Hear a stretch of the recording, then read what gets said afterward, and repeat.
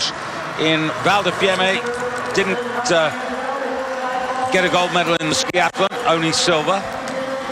Didn't get a medal in the 30 Classic, only bronze. But, of course, she did win the 10-kilometer freestyle in dominant form. And, you know, that gives her, or gave her, actually, her second World Championship title to follow on the one that she won in Oslo here in 2011. As the chase group come in, David, there's been a number of athletes pulled out already. Ann Kilonen is one, De Martin, the Italian, another one, Hagen from Norway, another Norwegian, Kristoffersen, is pulled out. Brennan from the USA and Perianne Jones from Canada have all withdrawn, having started the race.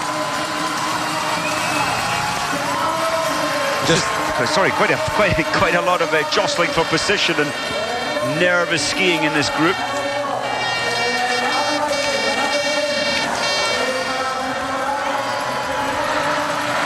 The margins, David, it's 107 now. It's incredible. Kala just not able to stay with this chase pack at all. And that victory, by the way, for Legkov yesterday, the first since Alexei Prokhorov won his second Oslo 50. He won his first one back in 1993 and his second one in 1998. But that Roll of Honour's got some really famous names on it, and Legkov, he knows how special it is to win at Holmenkollen. And when you look at the women, well, 2012 you had Marit Bjørgen. 2011, of course, the World Championships was Therese. Marit won it in 2010. Saarinen back in 2007. Chapalova in 2006. Marit Bjørgen actually won it for the first time in 2005. Bentaskori in 2003. These are winners of the equivalent of what you're seeing right in front of you now. Going back to, what, 1988 and Marjo Matikainen for Finland. So Therese now, 19.2, 10,800 meters to go. Well, I think what we're witnessing here, David, it is unusual because this is a little bit like pack cycling. To go out front, it's dangerous. In the pack, you can rest a little within the pack. So Therese is just taking all the hard work on out front and destroying the field. Now, Justina has engaged in what I would call damage limitation, because she dropped back, of course, from second place and now has regained it, which is worth 80 World Cup points. And if she wants to win the distance globe as well as picking up the overall, which she's already secured, then she's got to stay in second place. And Therese just remorseless. Yeah, she's an athlete. She's a very short in stature athlete, and that's partly why her tempo is so extreme. Just tempo, and light body weight. So this climb, the 1,151 meters of climb, it actually suits her. She loves the hill, the steep hill climbing aspect of her cross-country skiing. Styra. There's a big gathering here. Justina's not going to have her own way with this, you know. And although I could easily see her being shuttled down the field. Chekaleva there, weighing 9 for Russia, having a very quiet race, as she does in that group as well, who's better known for her classic prowess. And Nicole Fessel just dropping off that group. Meanwhile, higher, and it's every step of the way. I wonder as she comes, not towards a changeover just yet, 2 kilometers time, I wonder if she'll change into another fresh pair of skis, her last chance to do so. She probably will. Well, with over a minute advantage, losing 20 seconds is no bad thing. It's just a question of really how she reads it herself. How are those skis going? The coaches, the advisors will have talked it through. Right, Teresa, if you're in a pack, stay with the pack. Don't change your skis. If you're a minute ahead, consider changing the skis. Well, the service crew know that the skis that she's been on, the first and the second pair, are all working well. So as long as they're prepared in exactly the same way, then there's no reason for her not to change. just losing 25 seconds in the process. Although it's Therese Johaug going to go for the biggest ever margin victory in a 30 kilometre on these tracks. Yeah, because the only thing that would potentially change the reason for perhaps not changing skis or doing something different would be if there was a sudden dramatic change of weather. Indeed, yeah, if it started snowing, if the sky just opened up and it became a drop 3 or 4 degrees, which does happen in cross-country racing over these long-distance races.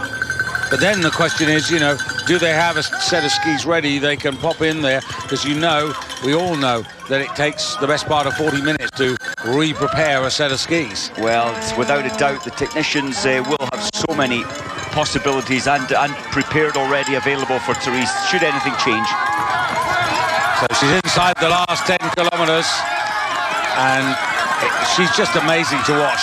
I mean, here's a woman who truly works hard at her day job, and her day job is actually this. It's being a world-class racer in cross-country Nordic skiing. Off the track, she's got another talent.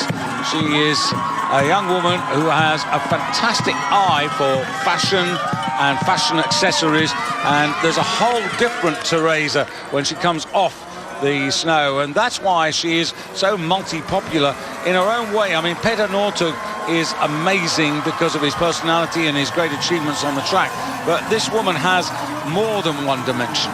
Very much so, and maybe that's what keeps her so strong and fresh, that she doesn't entirely live, eat, sleep, which you need to be very dedicated. She is, but it's a fantastic thing to have another interest, another focus in your life as well.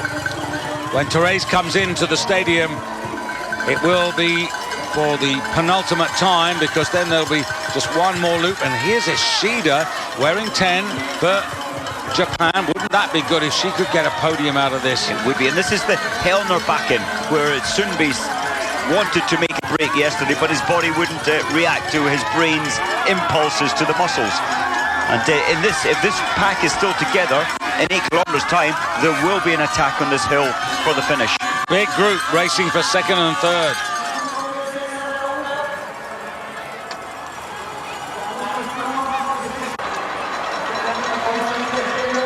Well, I'm sorry we deserted you at that moment. It was really, in a way, quite inappropriate, because what's happened is that Therese Johaug has actually come into the stadium, has decided not to change her skis, took just a gulp of refreshment, and here are the chasing pack. And as she went out of the stadium, they all saw that she had decided not to take her skis. And what must that have done to this group mentally, Mike? Well, they're completely broken. I think the fact that, yes, of course, the gold medal here is gone in their minds, and they really are now just going into a more tactical race for the silver, the bronze. Chekaleva leading into the stadium now. Some big decisions to come now, Mike. Do I want to be second? Do I want to be third? I think they'll all go straight through. Surely they will. Yes, straight through. They returned to the right and picked up their skis. So everyone's sticking on those same skis. So just one change strategy. And not only Teresa has not given them any chance to make a different decision, there are so many of them there that, you know, they've decided that if they've got a chance, which they do, they can't do anything else. No, they have to stay with it. In the men's race, David, I think slightly different, over 50 kilometres. Of course, much longer distance, then it is more beneficial to change your skis. Well, the gold medal may have gone, but I tell you, here's Nicole Fessel, who didn't really have any chance, a choice, I should say. Her skis obviously not working because she got detached, and that's why she's decided that she has no alternative but to change skis. And you can see she's a bit of a lone soldier in transition. And to lose 25 to 30 seconds now at this important part of the race, a bit of a spirit breaker. Yeah, but if you have no choice, you have no choice. The skis are running bad. You need that little boost, that lift. You can see her grimacing, and those skis will feel under her feet so much better.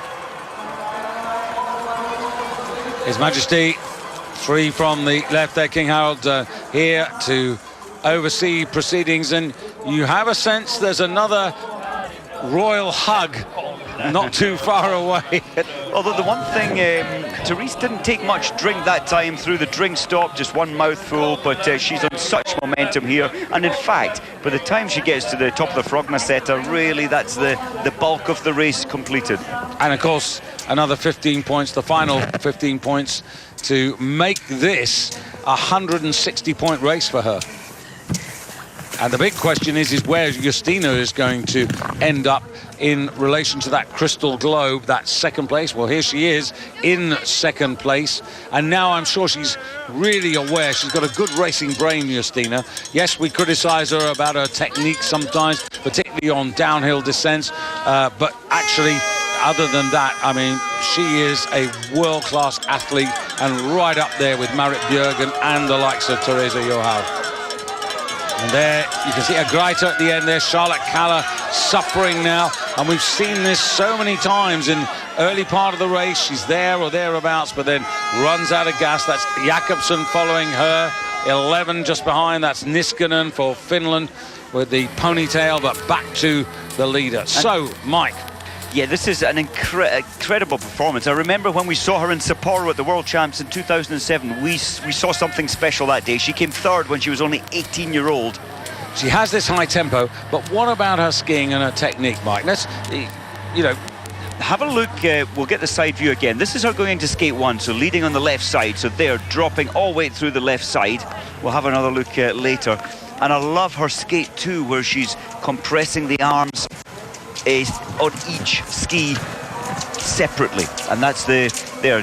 Justina's doing it now, double pulling now as you come off one ski, and that's for the more gentle uphill terrain. There's a Greiter, and she's being led there by Faivre-Picon for France. Now this is, so she's dropping to the left side. Look at the way she slides her right leg way up into hill, but there's a huge angle from the knee to the ankle, and that's keeping her hips forward. So the slide, the efficiency is so much more so as you slide and push your body up these steep hills. Can you see any bad bits? No, the hands, no, not at all, not at all. She's got a wonderful technique, and the knee tends to come out. In women, sometimes the knees come in, so she's built a very well-disciplined placement of the ski flat on the snow, and it gives you that incredibly efficient glide with no wasted energy. So, Mike, what we're really talking about is something that she has grown up with and honed